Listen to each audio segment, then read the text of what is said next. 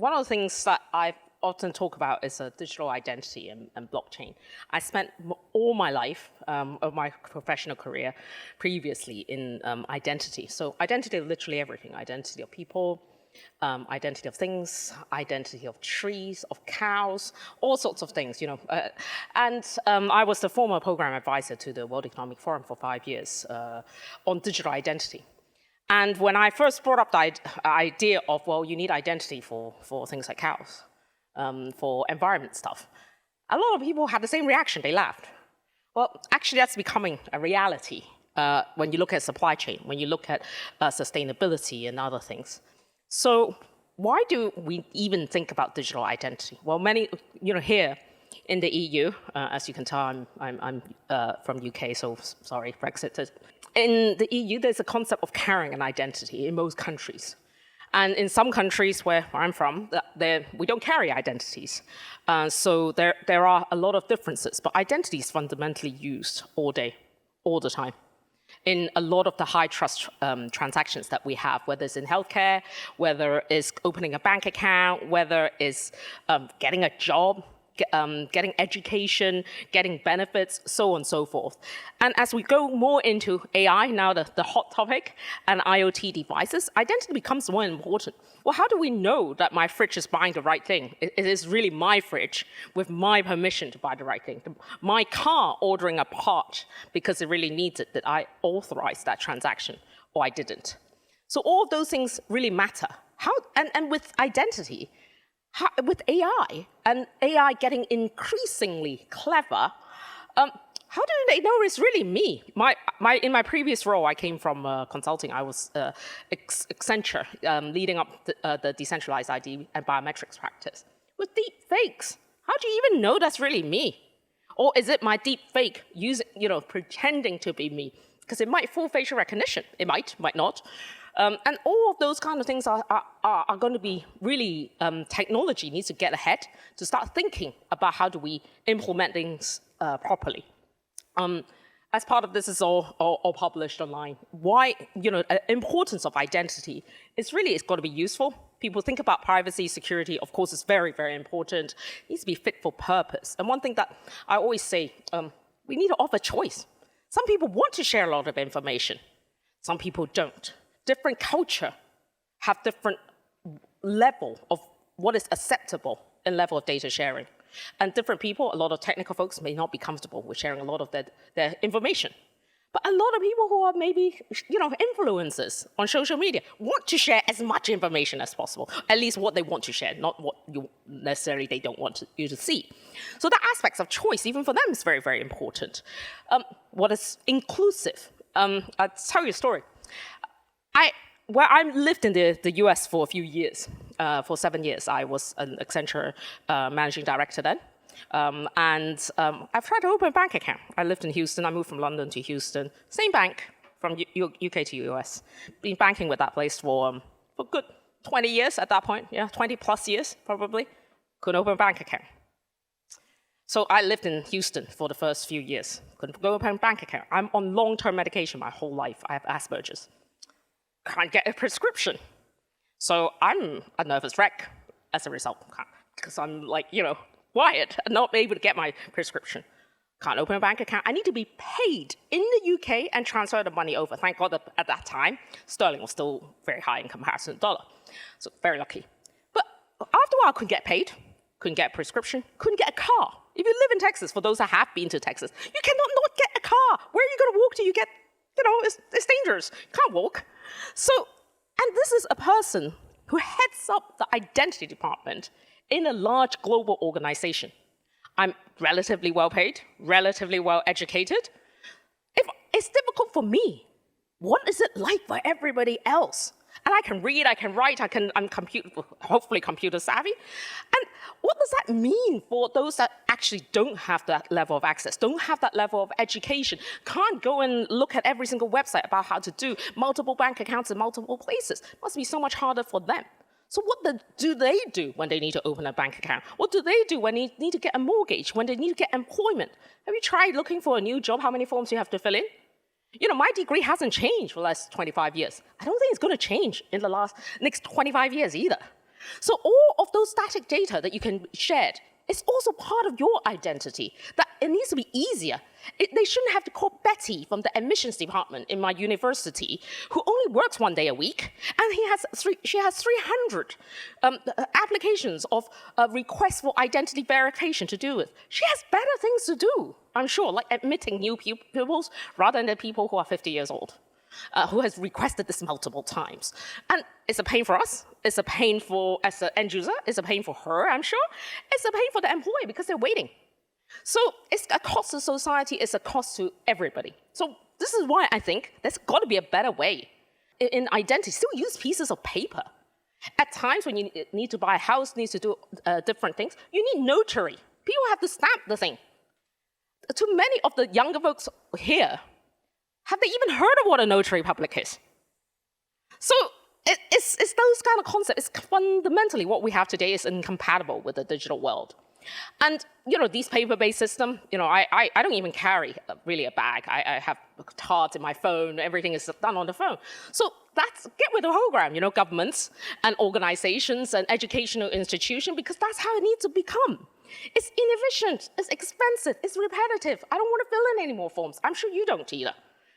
And those regulatory requirements are finally coming in, like EIDAS 2.0. Many governments, especially EU leading the way, really changing and making this more efficient. Probably heard many people like me complaining about it for a while, and it's cost them a lot of money. You have heard many of the sort of passport issuing processing for, through airports. Half of it is actually just fiddling, getting your passport out, giving it to them, putting it back in again, lost it, look for it. All of these kind of things can be avoided if it's digital and shared in advance. Trusted, verifiable data in advance, that you know where the data come from. So many governments are already on this journey, I'm glad to say. And as we move into the Web3 world, it's even more important because it's about data ownership, data sovereignty. I should be able to manage what I want to share about me. None of you need to know my weight. None of you need to know where I live. But if I were to go and say, right, I have some allergies, I need to share it in advance with the caterer, all they need to know is I'm allergic to whatever I'm allergic to. And they don't need to know all the other data about me. So that aspect of selective disclosure is very important. And enabling that trust in the digital world. How do you know it's me? You saw my picture, you saw my LinkedIn, but how do you know? In a pure digital environment, it's very hard to verify who you truly are. In my previous role, we have people who turn up to a job. It's not really who they are. Pictures look very similar, but when they show up, are they really them? And it's very hard to tell. So, and after the pandemic, with less face-to-face, more hybrid interaction, those kind of trust is getting more and more important. So there's got to be a simpler way also to manage data, to keep data up to date, to guard our privacy for those that want it, and for those that don't want it. But what you say, what's the role in blockchain? Why is it even relevant? Well, actually, it is a fundamental infrastructure that can facilitate this trust. In a blockchain environment, it's a multi-to-multi relationship without establishing that direct connectivity from one to the other. You can trust a neutral infrastructure with the appropriate governance, like blockchain, to say, this is a trusted entity that has said she is Mickey Mouse, and therefore, this coder of the document is really Mickey Mouse, and this is set by the British government, and they can check. And infrastructure today with passport is not open to any other entity. It's hard to use. Some is becoming more open, but imagine the government having pings all day long for millions of users. It's not scalable either for them. So thinking of why blockchain is important is precisely that. It enables that capability to go from one to many, to many to many, without building that direct interaction. I don't have to have legal agreements with you, and each and every single one of you to share my data. If so long as you agree to that ecosystem, it's much easier to share. So from Web 2 to Web 3, think of it today. This is how it is. We share our data with companies. Companies own our data. Our identities are determined by them. How many passwords do you each have? How many accounts do you each have? I used to work in InfoSec. Yeah, I couldn't keep up with my own passwords. And the fact that I used to have to build this for my clients. And that world needs to become this. It needs to be user-centric. It needs to be about how I want to interact with the content providers, with the platforms, with the applications, with the organization. It shouldn't be about how they want to use my data. It's my data, right? When I go into, one of my pet peeves is I go into a pharmacy.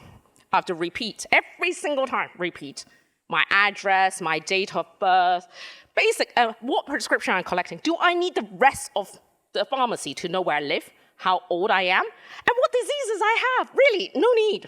I'm sure no one else wants to know. But imagine for people who are vulnerable, people who follow them, people who might be public figures, then they know everything about you. Why should they? So that aspects of being able to share data in advance, being able to share trusted data is the most important, and how you then interact with each of this organization. So how does this SSI, so blockchain ID, basically self-sovereign identity, there are a couple of different terms in the industry used. How does this actually work? Blockchain, in this instance for identity, is very, very, very different than how, let's say, assets. I'm sure many of you have heard today, how the crypto assets, blockchain-based assets, how they work. The identity is very different. We actually use the blockchain as almost like a decentralized public key infrastructure. And it's about using it as a directory. So let's say, using my cross-border example, or the university example here, my university and my government issued me with a university certificate that I have my degree. UK government said I'm Mickey Mouse. And each of that bits of data is signed by their private key. And the credentials is given to me. They have a copy. I have a copy, much like what it is today. But their public address, their public DIDs, their decentralized ID identifiers, is actually on the blockchain. And therefore, whenever anyone wants to check, I want to share in advance that I'm coming here, or maybe I'm visiting government, and they want to see, right, does she really have the right credentials? Is she really who she says she is? They don't have to call up my university. They don't have to look at and check the existing PKI, the government's PKI, to see, because it's not accessible, to see whether I'm really who I say I am. They can check the blockchain and say, yep, this signature matches, because it's public-private key match. And there we are. And this can be done in advance, in your own home, while you're still sitting there. And that means that I don't have to go through things like airport control. I don't have to have long queues. Again, Brexited situation, where we now have to queue. Imagine we can all use the biometric aid to go through that quickly, so that you don't have to queue. Wherever you go, your data can be shared in advance so you can walk through. Think of how much better that will be when you get to a place, when you get to long queues, and all of that can be much more automated and much more secure. So a little bit of what nChain's view of the next generation and next iteration of identity has got to be user-centric. Today, that authentication I already mentioned is a big pain. Regulation is all moving towards privacy. And one of the things that I always say is, at many previous events of talking about identity, is that sometimes you don't know what you don't know in the future. When India, Aadhaar, one of the largest identity system and biometric system in the world, when they first built it, they didn't expect privacy regulations to come. So when privacy regulations challenges, cybersecurity challenges came, they didn't have the right regulations in place. And there was an uproar, quite rightly so. But regulations will change. So doing things the right way with blockchain, remember, data goes in, never goes back out. So whatever things that you don't want to go in there, don't put it in there. Think about the unintended consequences of what you do with that data, what could impact in the future. Of course, we don't have a crystal ball, but then be careful about how you architect. Think about moving a lot of the application capabilities up for a high level, so that you have that level of flexibility, and also dedicating it to different regions, because different countries will have their different regulations, will have different use cases. So how do you architect the right solutions is very important, giving that level of flexibility without having to recode everything all the time. And with the end users, lack of able to consent, I already mentioned by a very charming example of my prescription. And moving forward, thinking of the aspects of this costs companies a lot of money. If everyone has to build an identity system, which they are today, think of how much repetition there is. The cybersecurity costs, the encryption costs for that data, user access management costs for that data. It's not cheap. And thinking through what we think the future would need to look like, standardization, huge a huge advocate of getting the right standards. The tech can look different. We're a number of different service providers here, number of different techies here. Doesn't all have to look the same, but we all need to make it work together. And there are multiple ways to do something. And by having standards, by advocating for standards, coming together to say, this is all acceptable communally to all of us and the governments, then that's the way to really go about it. And we need to think of the way of, at least in nChain's perspective, the fast digital adoption of society. The world is changing. Whether we like it or not, it's going to be more digital. But more digital doesn't mean a worse experience, doesn't mean slower, doesn't mean more fidgety, doesn't mean less secure. All of those have to be assumed. And the fact is, it got to be more trusted.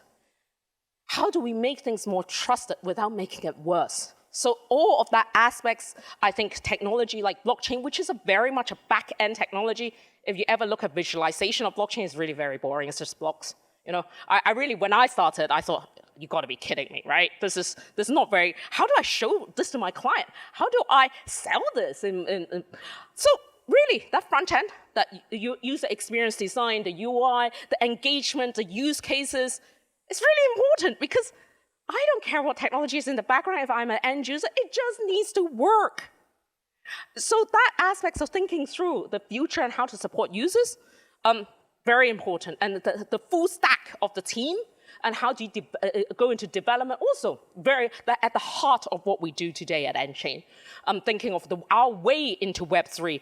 It's about empowerment of the individual. And of course, signing. An easy use case is signing documents. Yes, we have PDFs, DocuSign. All of those are great things. But how do you check? That certificate function is often very clunky. No one really understands what it is. So how do organizations share data, check data, make sure it's much easier, and that I don't have to share my identity. I'm just sharing that this came from a trusted, verifiable source. Lots of use cases around this, and mentioned a few already around things like employment. Businesses, people often think this is purely an individual problem, like crossing borders. One of the examples I always give is the passport is invented for cross-border travel.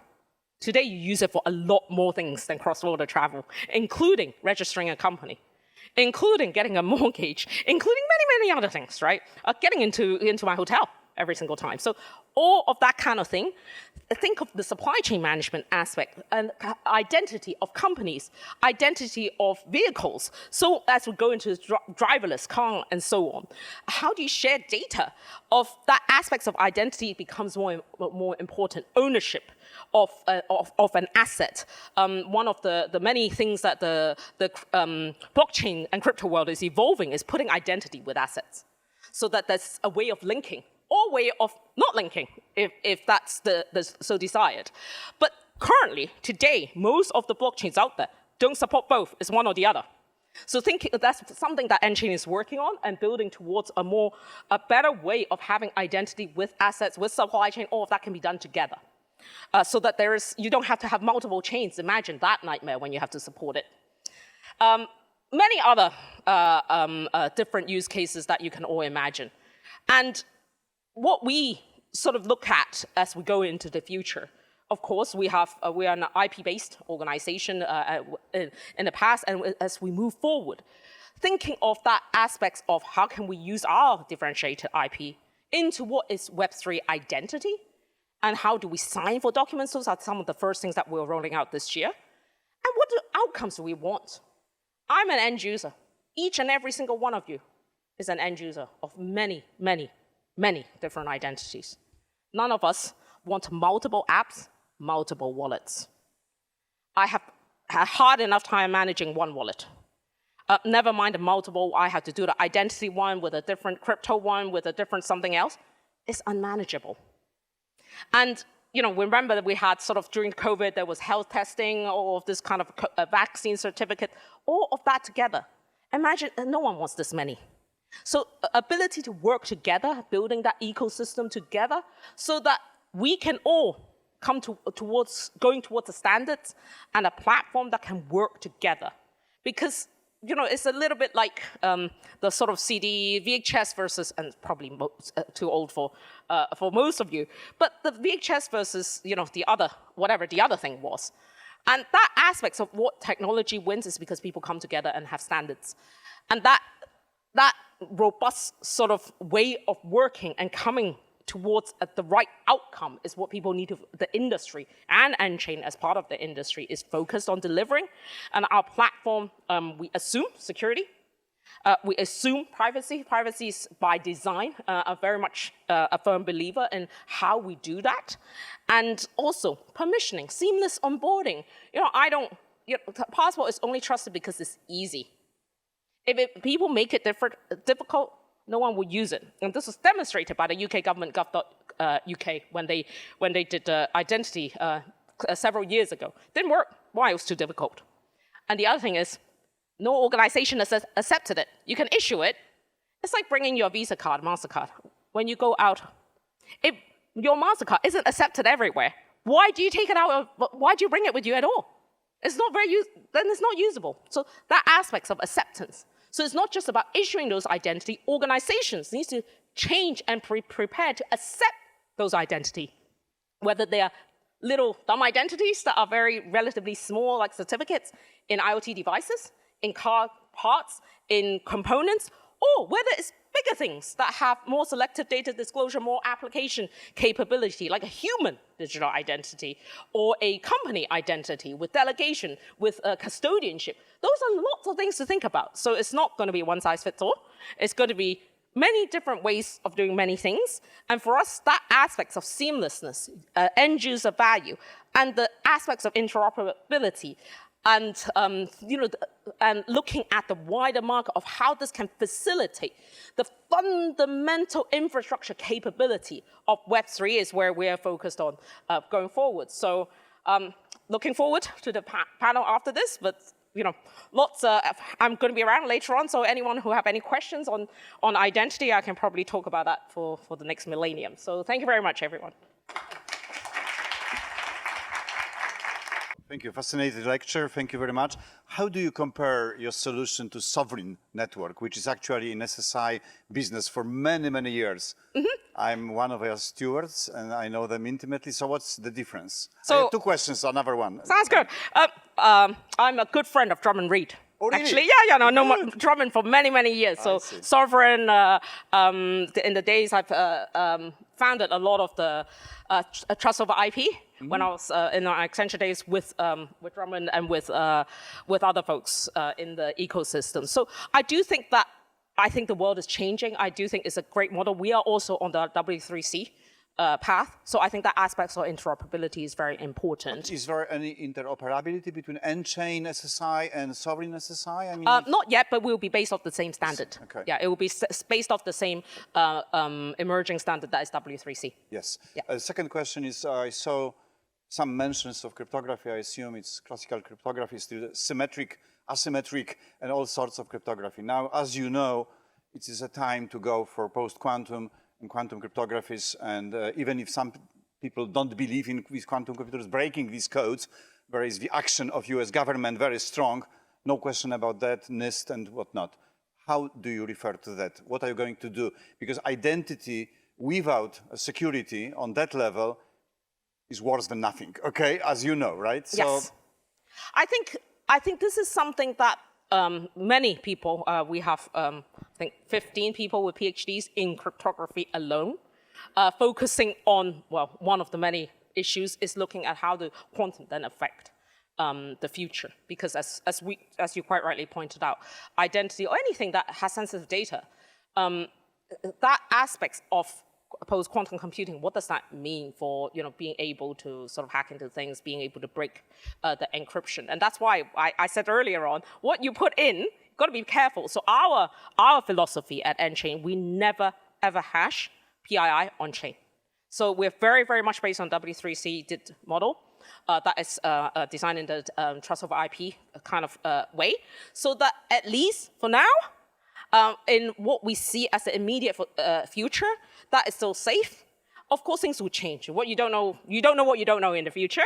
So as we go forward, I think as we evolve many things, there will be we will use many of our patterns, which are very, very cryptography based, to alleviate some of those concerns. We do multi-threshold signature and all of these kinds of different techniques to mitigate some of these concerns. But of course, it depends on how things evolve and as the market evolves.